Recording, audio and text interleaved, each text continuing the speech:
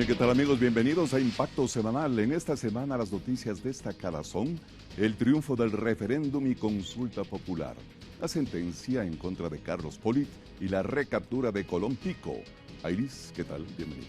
Gracias, Carlos. Amigos televidentes, revisaremos la agenda del presidente Daniel Noboa y el retorno a clases en la región costa. Veamos.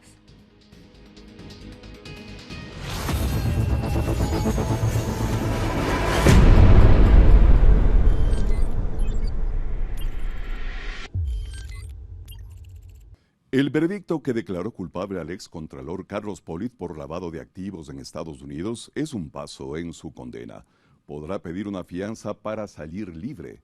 En Ecuador celebran esta sentencia.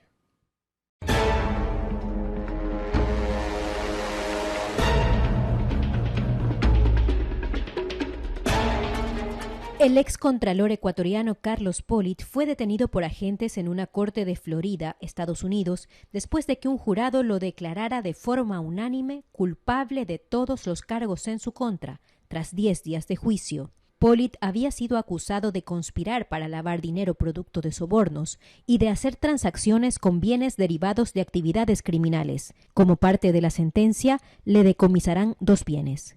El fiscal advirtió que existía un riesgo de fuga porque Polit ya había huido de Ecuador, aunque su defensa argumentó que ya ha cumplido su arresto domiciliario y que no había riesgo de fuga. Finalmente, después de oír el veredicto, Carlos Polit fue trasladado hasta el Centro de Detención Federal de Miami. La jueza que lleva el caso aún tiene 45 días para dictar la pena que deberá cumplir el excontralor. Eran los primeros años del gobierno de Rafael Correa. Carlos Polit ganaba el concurso para contralor con un puntaje de 100 sobre 100. En el correísmo aplaudían su elección. Gabriela Rivadeneira, que tiempo después huyó a México, lo posesionaba en la Asamblea Nacional. El entonces presidente aplaudía la gestión de Carlos Polit. Felicitaciones a nuestro contralor Carlos Polit por los importantes avances durante su gestión. Si todo el mundo quiere a Carlos, ¿no? Le clava la glosa, todas las responsabilidades y todo el mundo lo aplaude y lo quiere, que es simpaticísimo. Ya en su cargo poco tiempo pasó para que la Comisión Anticorrupción identifique varias irregularidades presentando las evidencias de sobreprecio en la construcción de la hidroeléctrica Manduriacu y en la compra del terreno de la refinería del Pacífico, que nunca se concretó. Pero Polit denunció a quienes presentaban las pruebas de sus irregularidades. Fue el contralor 100 sobre 100 que protegió a las empresas extranjeras y que evidentemente protegió al régimen de turno. 7 años después, la justicia norteamericana declara culpable de los delitos de lavado de dinero, transacción de bienes producto de transferencias ilícitas, entre otros, a Carlos Polit. Durante el juicio realizado en Miami, Estados Unidos, se mencionó a varios exfuncionarios del correísmo. La Fiscalía de Oficio debería aperturar investigaciones respecto de estos delitos que se han cometido y principalmente identificar a los copartícipes de estos delitos. Polit en 2008 desvaneció una glosa beneficiando a Rafael Correa. Por aquel entonces ya se alertaba que Polit y el correísmo se protegían mutuamente. Sabíamos que Rafael Correa quería tener un contralor que no controle nada y un fiscal que no fiscalice nada. Y ese fue el objetivo y ese objetivo lo cumplieron. Y eso hizo que Correa tuviera durante esos 10 años la capacidad de firmar contratos, muchos de ellos con unos sobreprecios enormes, para hacer obras de una calidad muy dudosa y muy poco durables. Y además no tuviera ningún problema en el ámbito penal. Polit huyó de Ecuador tras conocerse el audio que lo vinculaba al caso Odebrecht. Yo no tengo ni efectivo, no tengo nada. Es lo peor, la gente, corrieron a abrir cuentas en Panamá. Y ahí me acuerdo que usted nunca quería que pagásemos en cuenta. Carlos Polit es la expresión de la corroña y de la miseria humana. Porque le convenía, porque era parte de un acuerdo político en el que el correísmo salió beneficiado. Es así como llega un final sin salida para el contralor 100 sobre 100 del correísmo. Amigos, y les contamos que esta semana se conoció que en el caso Purga, Pablo M. sería acusado también de tráfico de tierras. Y en Metástasis se conoció que una excomisionada de pacificación trasladó a más de 60 presos según intereses de los narcotraficantes.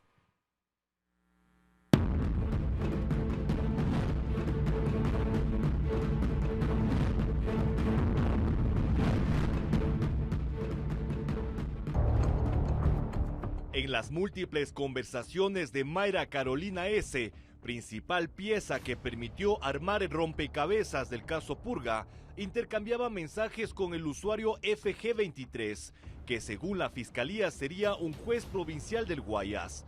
Hablaban de la polémica entre Jorge Glass y Soledad Padilla, asistente del ex vicepresidente que por aquel entonces le había denunciado por acoso e intimidación. Y en medio de la conversación revela quién sería la encargada de lavar el dinero a Wilmer Chavarría, alias Pipo. ¿Qué tiene que ver Ferdinand? ¿Qué tiene que ver la vieja Vivian? ¿Tienes llegada con el líder? Con Pipo, ella le lava.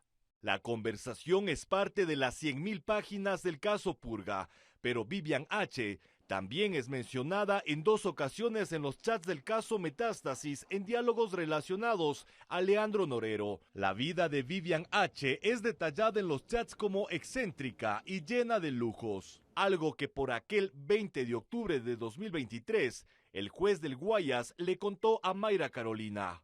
Vino a mi casa en una nave full lámpara esa vieja, entre joyas, reloj, carteras, zapatos, no menos de 40 lucas. Me pidió que la atienda, me trajo una lista como de 20 juicios que quería que le resuelva. Solo le dije que yo no podía manejar eso y chao. Esa vieja, la fiscal le está investigando, Vivian H., por relación con narcotráfico y lavado de activos. Vivian H. ha sido identificada por la Fiscalía como la figura principal en un caso de lavado de dinero, al que se le ha dado el nombre de caso Amistad. El proceso ha estado marcado por múltiples dilataciones. Vivian fue detenida y vinculada al caso de lavado de activos por un total de 22,4 millones de dólares, de los cuales no ha podido justificar la procedencia de 18 millones. En cambio, Wilmer Giovanni Chavarría, conocido como Pipo, es considerado el cabecilla de la misma organización criminal a la que pertenece Fabricio Colón Pico. Se creía que Pipo había fallecido, sin embargo, conversaciones de Mayra S. revelaron que está vivo y habría ordenado el asesinato de Leandro Norero. Al expediente fiscal del caso Metástasis se adjuntó información de las últimas diligencias solicitadas por parte de la Fiscalía General del Estado, entre ellas la ampliación de la versión de la excomisionada de pacificación Claudia G., que es parte de los 52 procesados en esta causa.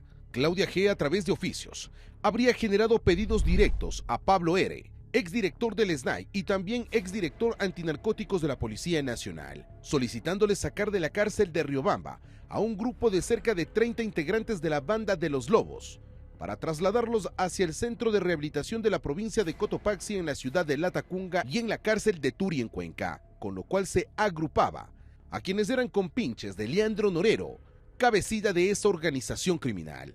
En la ampliación de la versión de Claudia G., habló sobre estos temas e incluso confirmó lo dicho en el testimonio anticipado de Marcelo L., quien habría sido cercano colaborador de Leandro Norero en el centro de rehabilitación, en donde se encontraba recluido. La misma Claudia G. afirmaba que él realizaba favores e incluso la limpieza para Norero. El señor Marcelo L. le conocí en transitoria en las 2 fechas que estuve dialogando con el señor Leandro Norero, en los que jamás estuvo Marcelo L. En los encuentros que tuve con el señor Leandro Norero sí tenía conocimiento que el Marcelo L. era la persona encargada de los diferentes oficios, como hacer aseo en la celda del señor Leandro Norero y su hermano. Recordemos que semanas atrás, Marcelo L. fue quien dio su testimonio anticipado en este proceso judicial, señalando que Claudia G., la comisionada de pacificación de las cárceles, habría mantenido incluso una relación sentimental con alias del patrón, Leandro Norero, y que ella habría sido quien gestionó la entrega de $200,000 al general Pablo R., director del SNAI. La red de corrupción tejida cuidadosamente por el expresidente del Consejo de la Judicatura, Wilman T., era tan compleja que incluso tenía componentes empresariales para el blanqueo de dinero procedente de coimas, relató Alex P. A través de la empresa se dedicaban a redondear los sueldos de los funcionarios del grupo de confianza de Wilman T. El modo de operar era solicitar la cédula de ciudadanía de un familiar e ingresarlos dentro de la empresa y justificar dichos rubros que provenían del pedido de dinero y coimas por supuestos trabajos, así también como ciertos procesos judiciales. Alex P. fue asesor del presidente del Consejo de la Judicatura. Era el hombre de confianza de Wilman T., quien antes dirigía las sesiones de la Judicatura, ahora es uno de los 46 reos de la cárcel La Roca de máxima seguridad en Guayaquil. En el testimonio de Alex P., relató que los asesores de Wilman T., Milton H. y Santiago C., ayudaron a las transacciones económicas para el pago de coimas que se cobraban en la Judicatura. Quiero precisar como datos relevantes que dichas reuniones se daban en una oficina en un centro comercial, el cual denominaba Cuarto de Guerra, así también una suite del hotel que ocupaba Javier M. El noticiero ató los cabos sueltos que dejan los testimonios anticipados del caso Metástasis. En la versión de Alex P. se menciona el nombre de la empresa usada supuestamente para el blanqueo de coimas. Se trata de una firma creada en la ciudad de Ibarra, provincia de Imbabura, bajo la figura legal de Sociedad por Acciones Simplificadas, que les permite acceder a beneficios tributarios. Constituida por Milton Fabricio H. y Santiago Paul C. el 29 de marzo de 2022. Ellos, para aquel entonces, se desempeñaban como asesor y asistente en la Asamblea Nacional, en el despacho de un mismo legislador. Según información oficial de la Contraloría, cada uno tenía un sueldo de $3,247. El noticiero Investiga verificó en el sistema del Servicio de Rentas Internas que la empresa declaró 0 impuestos en el ejercicio fiscal de 2022. Hace pocos días, un cadáver desmembrado y abandonado en una calle de Quito fue considerado una intimidación contra la fiscal del Estado. Además, revisemos los nombres de los 5 capos del narcotráfico que el gobierno develó. Veamos.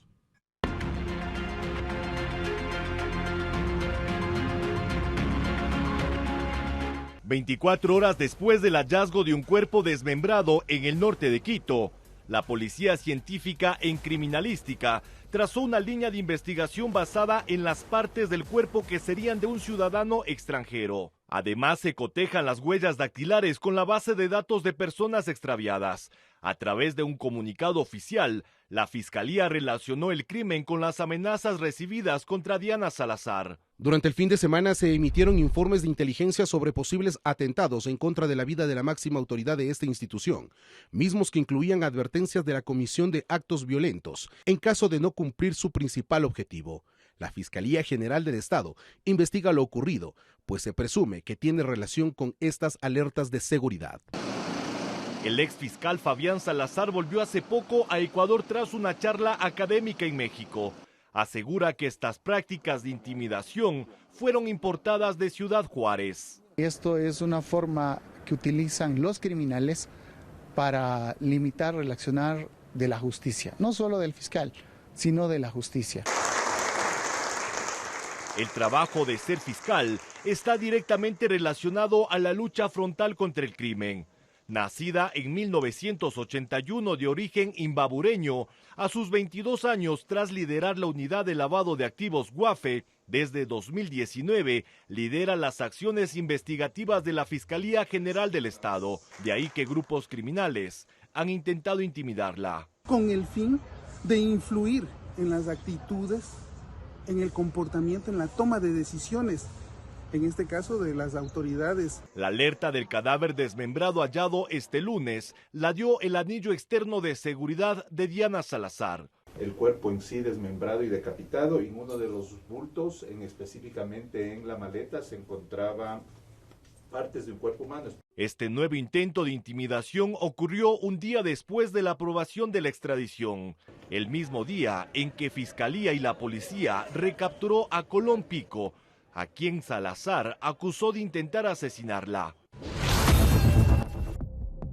Seguramente usted habrá escuchado de alias Fito, Rasquiña, Pipo, el patrón Norero, Colón Pico, entre otros, cabecillas de estructuras criminales declaradas por decreto presidencial como terroristas. A pesar de su alto nivel de criminalidad y extenso historial delictivo, sobre ellos estarían 5 capos invisibles que por su poder las autoridades lo ubican solo por debajo del Mayo Zambada o del jefe de las disidencias de las FARC.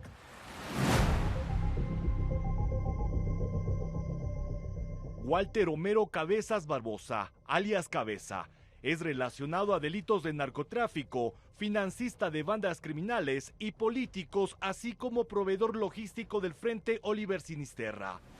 El Frente Parlamentario Anticorrupción en 2023 reveló que alias Cabeza está en la cima de un esquema delictivo dedicado al financiamiento de bandas criminales y políticos en Esmeraldas.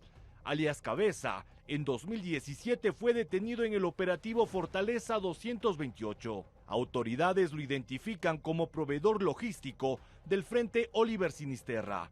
Tras 4 meses de prisión, un fallo judicial le otorgó el arresto domiciliario. Desde aquel entonces, las autoridades le perdieron el rastro.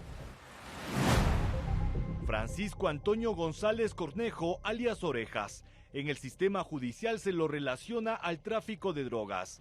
El 14 de septiembre de 2023, un juez declaró su inocencia. Inmediatamente, alias Orejas presentó una solicitud para eliminar sus nombres y apellidos de los registros virtuales de la función judicial. Su rostro por primera vez fue público el pasado viernes 19 de abril, cuando las autoridades presentaron los objetivos militares de grupos terroristas. Javier N., quien tiempo atrás fue su abogado, ahora es parte de los 52 procesados del caso Metástasis. Daniel Humberto Mora Anzanza, su alias es desconocido. La policía lo relaciona con la instalación de laboratorios de procesamiento de drogas y delincuencia organizada.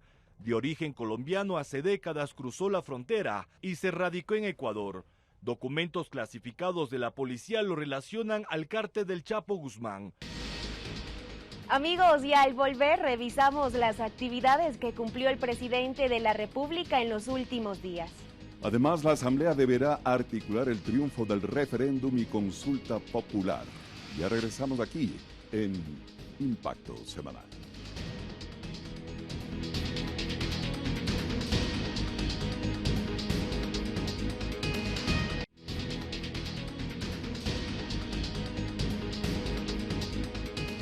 El presidente de la República estuvo en Machala participando en la celebración de los 140 años de provincialización de El Oro.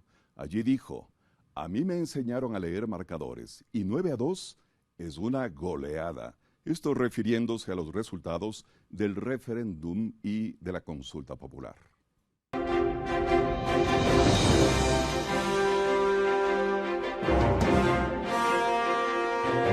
El primer mandatario fue el invitado de honor por parte de la Prefectura del Oro, quien conmemoró los 140 años de provincialización. Él, en su intervención, habló sobre el apoyo recibido por los oberenses en el referéndum y consulta popular. Luego de que el país le dijo sí al futuro, no cederemos ni un paso a la violencia, a la corrupción y a la impunidad. Contamos con más herramientas para juzgar estos crímenes y endurecer las penas para sus perpetradores. El presidente en su diálogo dijo que ha ganado el pueblo ecuatoriano y que la derrota en el marco de la seguridad genera un cambio contra los terroristas. Muchas gracias a su pueblo, que me respaldó desde el inicio y que ha respaldado esta consulta popular. Esta victoria es de la gente, esta victoria es de las personas que quieren un mejor futuro y que sus hijos vivan mejor que ellos. Mientras que en la Universidad Técnica de Machala, Novoa participó de la colocación de la primera piedra para la construcción del Centro de Recursos para el Aprendizaje y la Investigación. Yo desde muy pequeño siempre fui fanático de los deportes y una de las primeras cosas que aprendí en mi vida era ver marcadores. Entonces, en un marcador en el fútbol, si ganaste 9-2, ganaste. Así concluyó la agenda el primer mandatario, quien recalcó que la inseguridad y el desempleo se combaten dándole oportunidades a nuestra juventud ecuatoriana. El domingo 21 de abril, el pueblo ecuatoriano le dijo sí al referéndum y consulta popular para avanzar a un futuro de progreso con menos inseguridad. Por otra parte, les contamos que la Asamblea Nacional tiene que instrumentar la voluntad popular de inmediato. Veamos.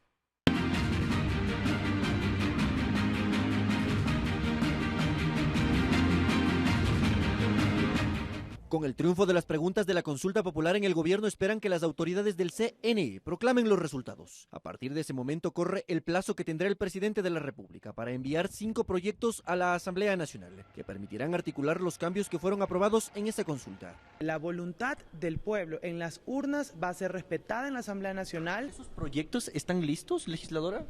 El presidente tiene listos los proyectos, estamos esperando la proclamación de resultados oficiales y tendrá que enviarlos a la Asamblea. Los asambleístas tendrán 60 días para tramitar esas modificaciones que tienen relación con incremento de penas para delitos de terrorismo, sicariato, delincuencia organizada, tráfico de armas y más, impedimento de beneficios penitenciarios, tipificación del delito de tenencia o porte de armas sin afectar a las armas de fuego permitidas para uso civil, permitir que armas o municiones incautadas sean utilizadas por policías y militares, y extinción de dominio de bienes de origen ilícito, sin justificación. Una vez que sean oficiales los resultados, tendrá que darse el trámite respectivo, las reformas constitucionales, ir al registro oficial para que entren en vigencia, y las reformas, principalmente los temas de seguridad, venir a la Asamblea Nacional. Con el resultado de la consulta, los militares trabajarán de forma complementaria con la Policía Nacional en las calles.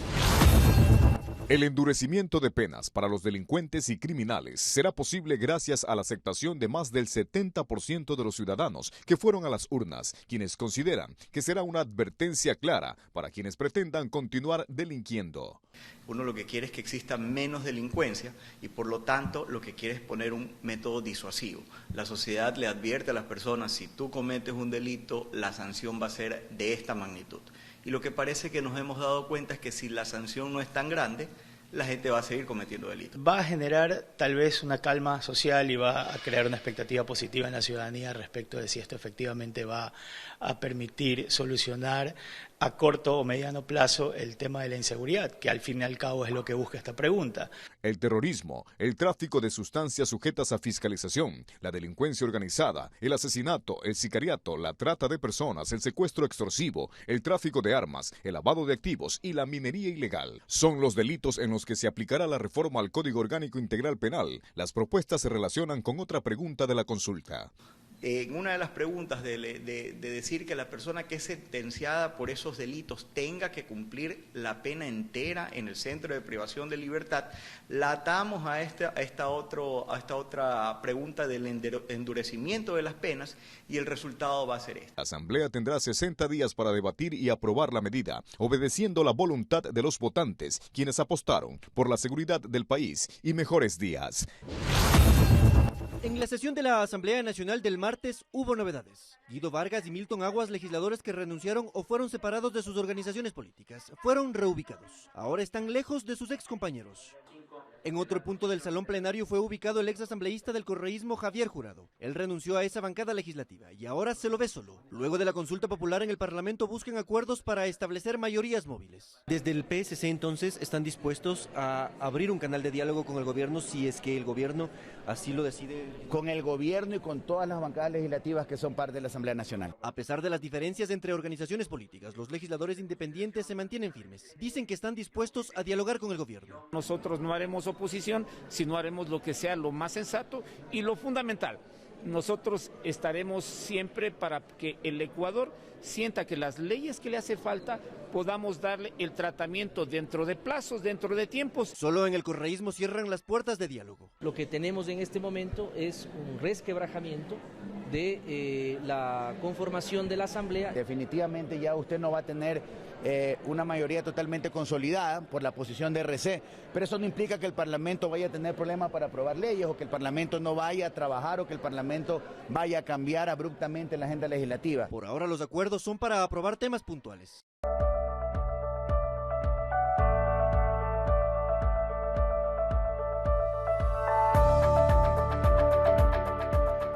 Y luego de la jornada electoral del domingo 21 de abril, el presidente Noboa logra una importante victoria en la mayoría de las preguntas del referéndum y consulta popular. De las 11 preguntas que buscaba la aprobación de reformas legales en los campos de seguridad judicial y laboral, 9 tuvieron un sí definitivo de la población ecuatoriana y en 2 se impuso el no. La pregunta que tuvo un apoyo rotundo es la reforma parcial a la Constitución que permite a las Fuerzas Armadas realizar operaciones complementarias con la Policía Nacional, sin necesidad de un estado de excepción. También se aprobó la extradición de ecuatorianos vinculados al terrorismo, delitos de lesa humanidad y otros establecidos en convenios internacionales. Otra enmienda que recibió el sí es la creación de judicaturas especializadas. Estas 3 preguntas aprobadas corresponden a modificaciones inmediatas en la Constitución. Mientras tanto, las 2 preguntas de enmiendas constitucionales no aprobadas se relacionan con el arbitraje internacional para solución de controversias y los contratos a plazo fijo y por horas.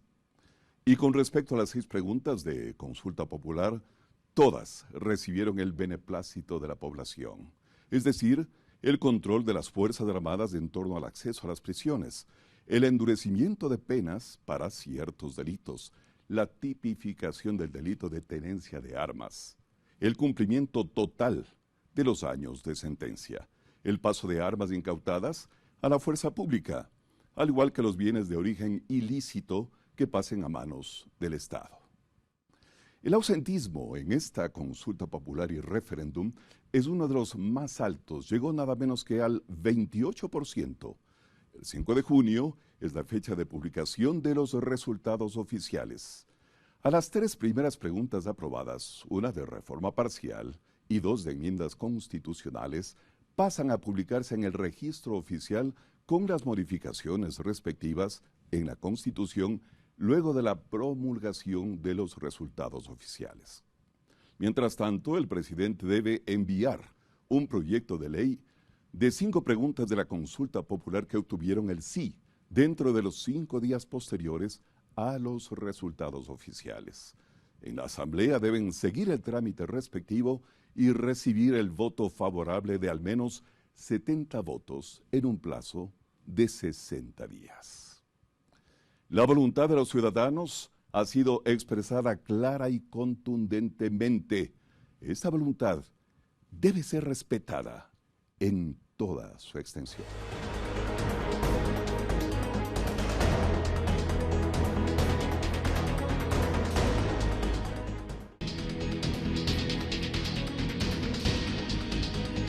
Y luego del éxito del referéndum y consulta popular, Ecuador puede extraditar a delincuentes.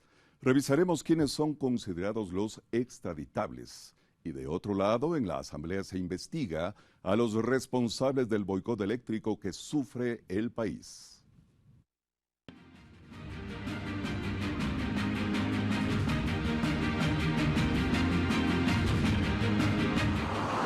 El Ecuador vive cambios fundamentales que fortalecerán la lucha contra el crimen organizado, y uno de esos es el de haber aprobado la extradición de ecuatorianos.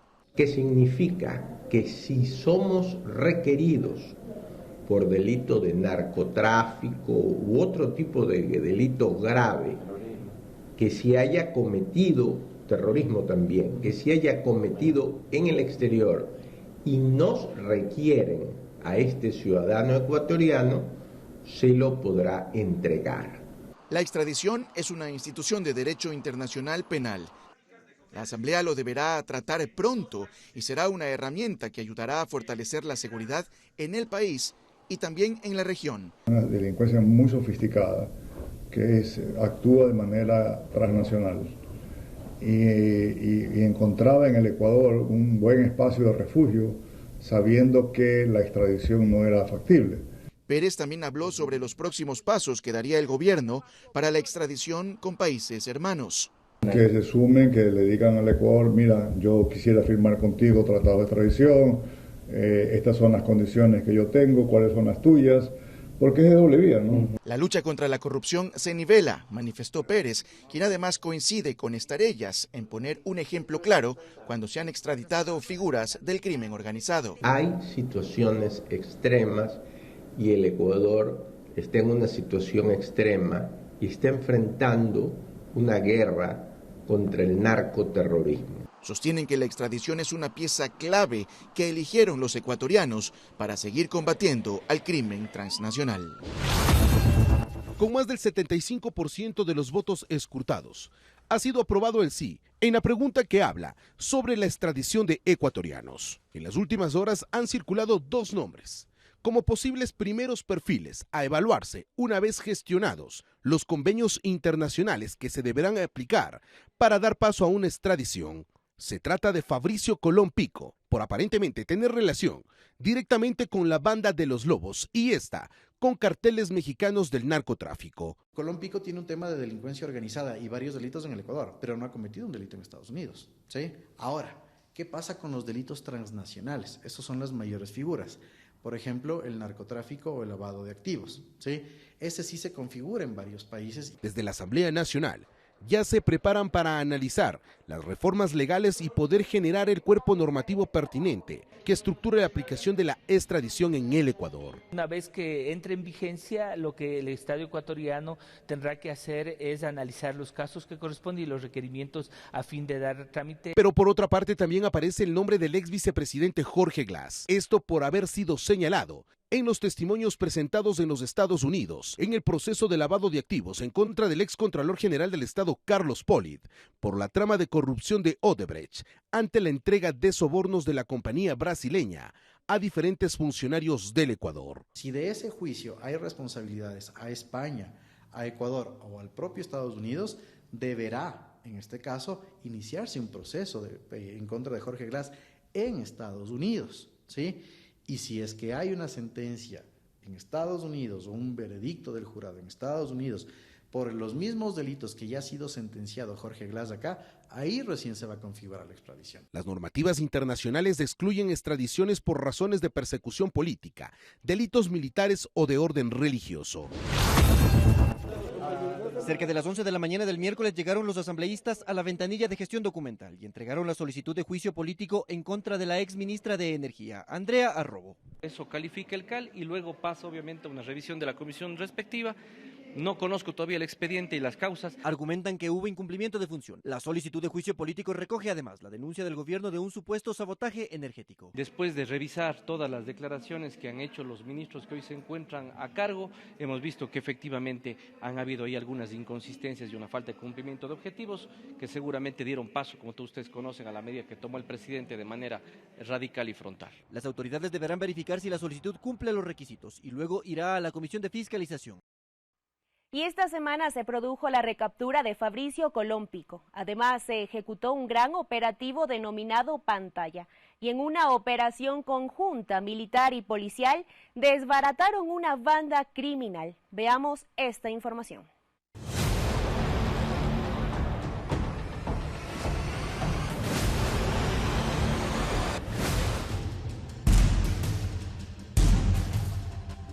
En una finca cafetera de 30 hectáreas con piscina inflable, videojuegos para el entretenimiento y junto a su hermana, un sicario y 2 fugitivos, fue recapturado Fabricio Colón Pico. Se escondía a 2 horas y media de la capital en una zona montañosa de Puerto Quito. Las autoridades le buscaban por delincuencia organizada, tráfico de armas, robo y asociación ilícita. Entre las evidencias hay una pistola, un fusil, $7,000 en efectivo y equipos de comunicación que, según la policía, eran usados para dirigir al grupo criminal del cual Colón Pico es cabecilla. Los alrededores de esta finca tenía varios campaneros que inmediatamente le informaban a través de los medios de comunicación la existencia de terceras personas que no eran del territorio. En el operativo llamado Libertad, 5 personas fueron detenidas, 3 eran fugitivas. Fabricio Colón Pico fue uno de los 32 internos que escapó de la cárcel de Riobamba el pasado 8 de enero. Hace tiempo atrás, que nosotros dábamos la ciaga noticia de lo que había pasado, la fuga, y hoy tenemos 3 recapturados. Todos sabemos lo que significa Colompico, se volvió un símbolo, y en ese trabajo arduo la Policía Nacional no ha cesado ni cesó jamás de una búsqueda profesional. La Fiscalía General del Estado, en conjunto con la Policía Nacional a través de la Unidad de Transparencia y Lucha contra la Corrupción, ejecutó 8 allanamientos en la ciudad de Quito, en el operativo denominado como Pantalla, en búsqueda de los indicios del presunto delito de tráfico de influencias, en relación al concurso de jueces para la Corte Nacional de Justicia, que fue declarado nulo en el 2024, pero que en el 2023 se trataron de generar todas las intervenciones necesarias para poder aparentemente direccionar los cargos a ocupar en la Corte Nacional de Justicia. Esto lo señaló Alex P. en su testimonio anticipado, ex colaborador cercano de Wilman T. Les voy a contar porque se llama a un nuevo examen de confianza operativo que podía dejar sin efecto el otro examen anterior. ¿Por qué sucedió esto? Porque la jueza de Santo Domingo de los Áchilas, Anabel T., tenía que ser jueza nacional. Ella tenía que ser la ganadora del concurso de jueces nacionales porque ese era el ofrecimiento de Wilman T. Y también ya tenía el ofrecimiento de que ella iba a ser la presidenta de la CNJ. En el caso Pantalla por presunto tráfico de influencias, estarían involucrados exfuncionarios del Consejo de la Judicatura, que ejercían funciones cuando Wilman T. estaba al frente de la institución. Así también Alex P., ex asesor del Consejo de la Judicatura. En su testimonio señaló que el concurso para la designación de jueces tenía incluso aparentemente ya destinado los cargos para repartírselos entre los miembros del cuerpo colegiado. Se dividieron las provincias entre los 3 señores vocales. Wilman T. tenía Pichincha, Santo Domingo, Manabí. Javier M. Guayas, El Oro, Los Ríos. La vocal Maribel B. tenía Chimborazo, Azuay y Pastaza, porque era oriunda de esa provincia. Actualmente los 3 ex vocales de la Judicatura están siendo procesados por diferentes delitos. La operación fue realizada por la Fuerza de Tarea Conjunta en el sector de Playita Mía en la ciudad de Manta, donde se detuvo la marcha de un vehículo sospechoso de alta gama y los ocupantes fueron neutralizados por los militares. Según la información, ellos serían integrantes de una presunta organización delictiva. Se detuvo a 3 ciudadanos, los cuales tenían antecedentes penales y uno de los cuales es considerado como un objetivo de valor medio. Un objetivo militar de valor medio. Entre los detenidos figura alias Toñito, quien era buscado por militares y policías para ser puesto a órdenes de las autoridades competentes. Quien registra 5 detenciones por robo, existencia del delito, posesión de armas no autorizadas, organización, gestión y financiamiento de actividades delictivas. Una vez que los 3 sospechosos fueron neutralizados, se inició con la revisión del vehículo, en el cual encontraron $7,000, entre otras evidencias. Como parte de los registros que realizan las Fuerzas Armadas en los centros carcelarios del país, los uniformados encontraron un arsenal bélico en el interior de la cárcel regional Guayaquil. Esta operación militar permitió la incautación de 3 fusiles, 2 carabinas, 13 pistolas, 6 granadas de uso militar, 2 supresores de sonido, un binocular, 130 cargadores para fusil, 40 cargadores largos, 28 cargadores cortos y 5 cuchillos. Luego de realizar el conteo de las municiones, determinaron que hay un aproximado de 25.000 municiones de tipo 5.56 milímetros que son usadas para fusiles, 10.000 cartuchos 9 milímetros que son usados para pistolas, 200 cartuchos para escopetas y otras 3.500 municiones de otros calibres. Este trabajo es parte de las operaciones que mantienen las Fuerzas Armadas con el fin de precautelar la seguridad en los centros carcelarios del país. Las lluvias causaron desbordamientos de laderas y ríos afectando a la comunidad. La ayuda gubernamental estuvo presente para los damnificados. Veamos.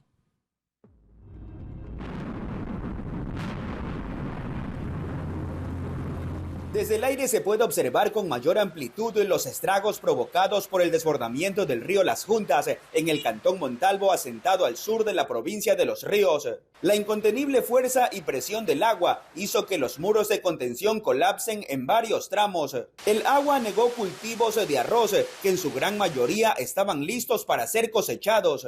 Entonces ha desbordado con rapidez, la creciente se ha venido contra la las pampas de arroz y el recinto, mira cómo nos encontramos. ¿Ve? Sin embargo, el agua lodosa también ingresó rápidamente a las viviendas, pero dado a que la creciente fue durante el día, las familias alcanzaron a proteger sus enseres. Y después a las 2 de la tarde era, pero el agua que subía demasiado.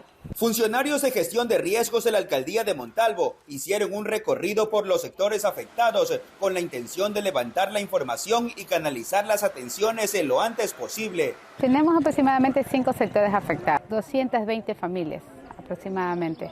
Los damnificados esperan que las instituciones competentes resuelvan cuanto antes las roturas en los muros, pues temen la presencia de nuevas crecientes. No han hecho la limpieza de este colector, que se baja todo. Estamos aquí en plena Simón Bolívar. Es la reacción de los vecinos y afectados de Santa Teresita en Conocoto Alto, Valle de los Chillos. Enfatizan que los trabajos de limpieza no garantizan que en el lugar vuelva a ocurrir una tragedia. Hasta la parte de abajo. Las autoridades que nos ayuden limpiando todavía la parte de arriba, que está todavía de lodo. Y también que nos ayuden asegurando la parte de la Simón Bolívar. En un recorrido aéreo se puede divisar cómo gran cantidad de escombros aún permanecen en el lugar colina abajo. Los residentes de la zona son reiterativos en pedir trabajos integrales para retirar el material pétreo. Si es zona de riesgo, no deberían aprobar para la escritura. Yo como afectada me siento muy mal que me vengan a decir que retiren de aquí. Lo único que nosotros pedimos es que nos den protección y nos den ayuda limpiando ese lodo que está ahí. La colectividad de este populoso sector del Valle de los Chillos solicita de manera urgente aplicar medidas contundentes en la zona. En Cumandá siguen las labores de ayuda. El incremento del río Mayaguán inundó los alrededores de un recinto y las afectaciones están a la vista.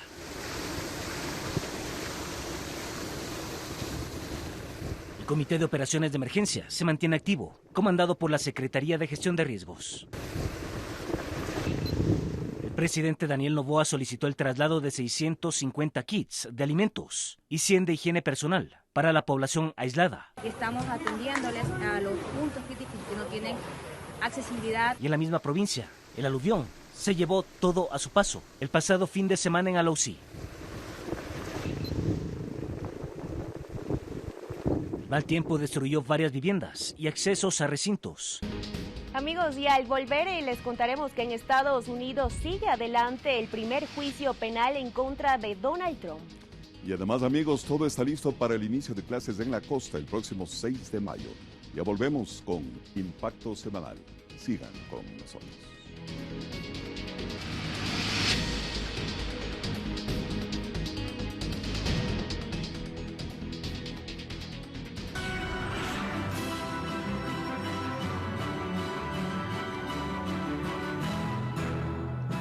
En Estados Unidos sigue adelante el primer juicio penal en contra de Donald Trump. Esta y otras noticias del mundo en el siguiente resumen. Las declaraciones en el primer día del juicio penal contra Donald Trump proporcionaron una hoja de ruta clara de cómo los fiscales intentarán presentar el caso de que el expresidente violó la ley y cómo la defensa planea luchar contra los cargos por múltiples frentes. Los abogados presentaron narrativas contradictorias mientras los jurados echaron un vistazo por primera vez a la fiscalía, que acusa a Trump de falsificar registros comerciales como parte de un plan para silenciar historias negativas sobre él durante su campaña presidencial del 2016. El jefe del gobierno español, Pedro Sánchez, está evaluando renunciar al cargo. El líder socialista anunció el miércoles que dará a conocer su decisión el lunes, debido a una investigación judicial sobre su esposa por presunta corrupción. La investigación preliminar sobre Begoña Gómez, por sospechas de tráfico de influencias y corrupción, fue abierta el 16 de abril ante una denuncia de Manos Limpias, un colectivo cercano a la extrema derecha. El portal El Confidencial reveló el miércoles que los investigadores examinan los vínculos de Gómez con el grupo turístico español Globalia, propietario de la aerolínea Air Europa, que mantuvo conversaciones con el gobierno para conseguir un rescate durante la pandemia de COVID-19. Y les contamos que el Ministerio de Educación indicó que el inicio de clases en la región costa será el 6 de mayo. Ya las familias se alistan con uniformes y útiles escolares para este retorno a las aulas. Veamos.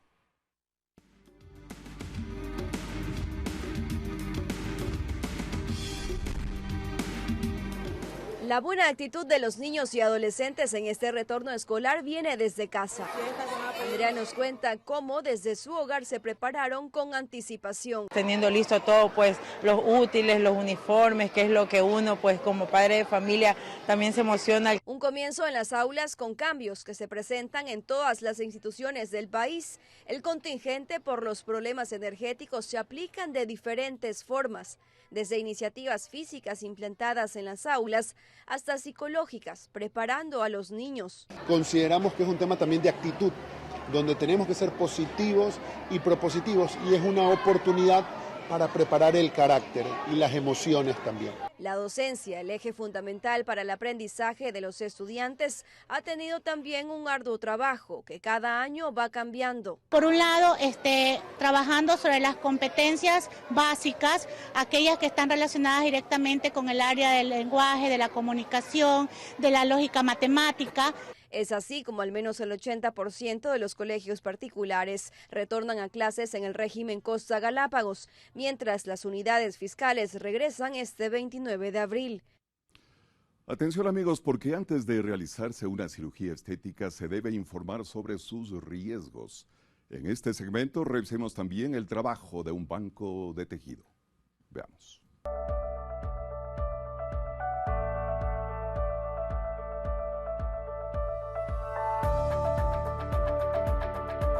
A diario en redes sociales se oferta un sinnúmero de tratamientos cosméticos supuestamente no invasivos o mínimamente invasivos que prometen mejorar la apariencia física.